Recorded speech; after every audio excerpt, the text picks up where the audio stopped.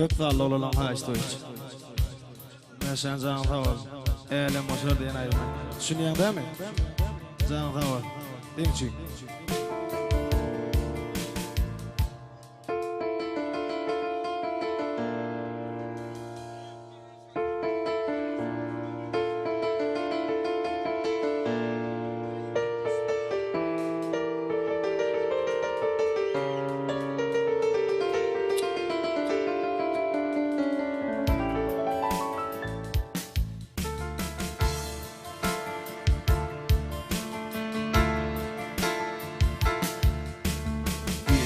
Göktü, elim koşar göründü. Ağırlaşıp bağlar geçti üstünde. Yeni başım aşağı eğildi.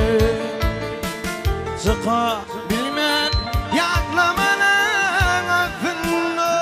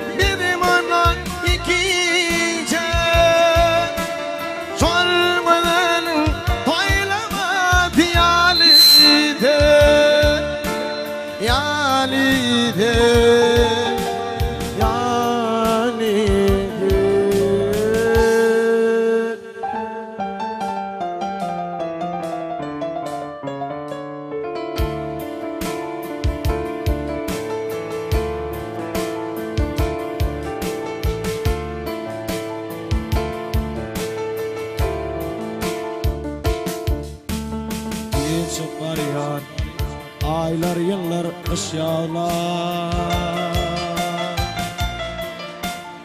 Yeni bahar tepeleyen savakar.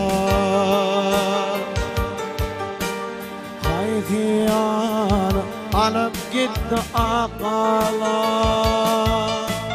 Arafın